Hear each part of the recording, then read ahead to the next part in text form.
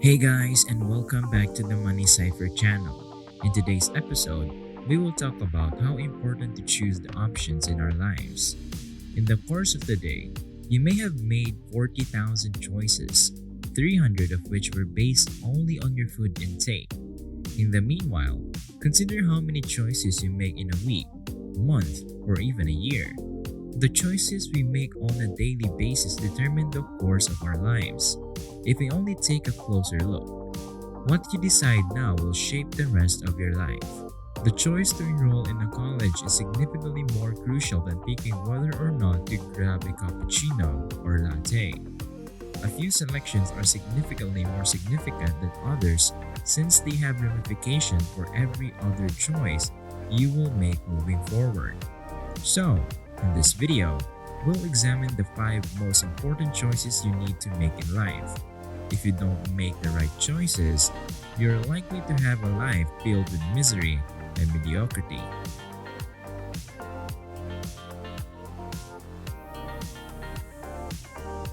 Number 1. How do you want to be treated? People will treat you the way you allow them to, as a wise man once stated. When it comes to individuals, there are 2 basic types: those who are always revered and those who are always mocked.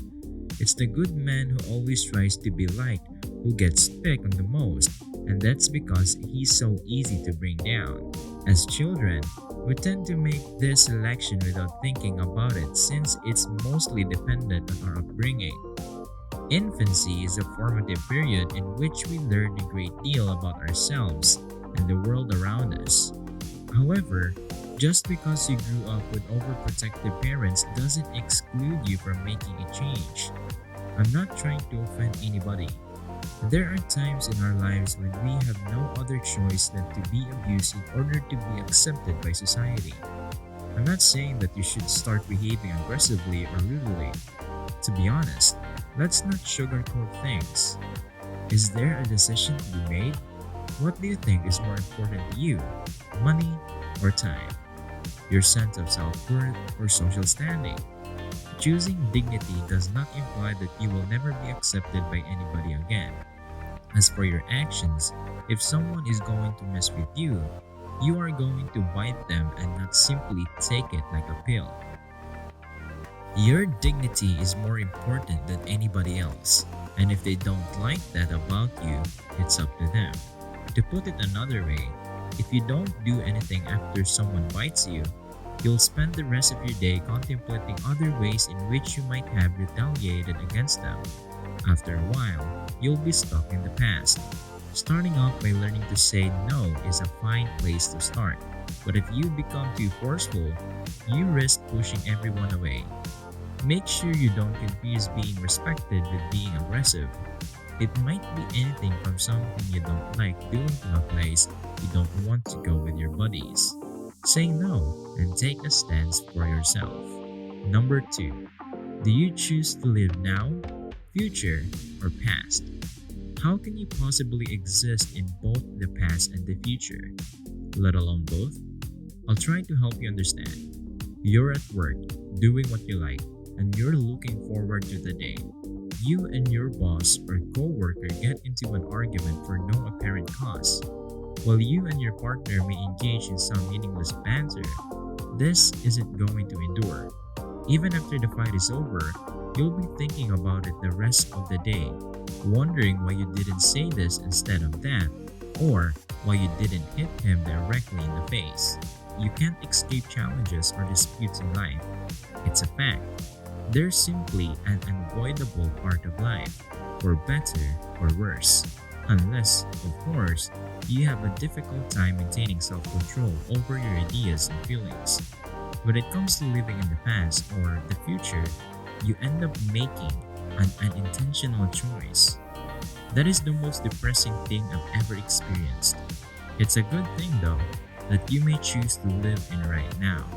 Regardless of what occurs, you will not allow that item to enter your thoughts.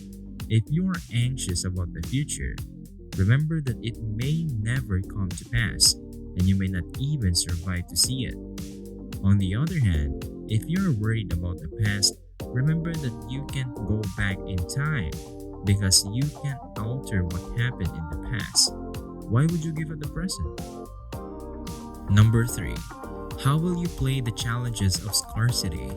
Most individuals make this decision unknowingly and wonder how they ended up in a loop where all that they do is work to pay the bills. In other words, survive. Simply because it's a matter of having to make a decision, yet you're never taught about money at school, university, or any place else for that matter. 8 of the wealthiest individuals on the planet have some fortune as the lowest half of the world's population, which shows that money is a game in between them and the rest of us. And where do you think you'll be in this equation if you're not financially literate? Whether you're playing defense or offense, everyone must make a decision for themselves. As a result, most individuals are trying their best to stay afloat financially. Instead of spending an additional 2 hours at a store looking for milk that's 20 cents cheaper than the milk he typically buys, he grows bigger and bigger until 1 hour of his time is worth considerably more than 20 cents. If your financial situation is bleak, you're most likely playing the game incorrectly. It may be time to get some financial education. Number 4. What are you willing to give up in order to have this? Life is a series of trade-offs. Anyone, wealthy or poor, well-known or obscure, powerful or feeble, can't stop the ticking of the clock. There is a finite amount of it. You had a variety of options other than viewing this movie, but you choose to forego them all in favor of doing what you did instead. There are tiny and large sacrifices to be made. For a balanced existence, you can't have it all. And if you want to be financially successful, you probably won't. The social life may have to be sacrificed if you decide to become an entrepreneur and establish a business. People dodge this topic because they believe that they can have it all. But the reality is that they'll keep pursuing everything until they run out of time and wind up with nothing at the end of the day if they don't stop now. Number 5. Are you willing to allow your preconceived notions rule your actions? Preconceptions are typical since as a child, your whole view on everything from religion to money is shaped by your experiences as a child. Your parents, instructors, and siblings all have an impact on your life, from love to politics. And what's this?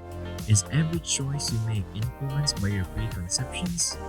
These stereotypes may be correct, but that doesn't mean you should continue to live your life according to them. Your judgments will be based on these prejudices, and you will wind up making poor ones as a result. Everything you learn as a child has to be reviewed at some point.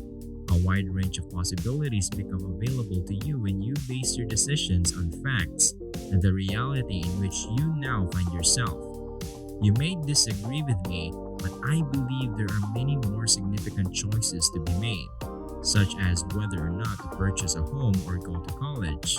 It's a different story when it comes to these 5 choices, which you can make without thinking, but they have a profound impact on your life and may ruin it if you don't make the right ones. Choosing the incorrect one can be disastrous, even if these choices aren't equally critical. Which one do you believe is the most critical, at least according to your perceptions and the events that have occurred in your life?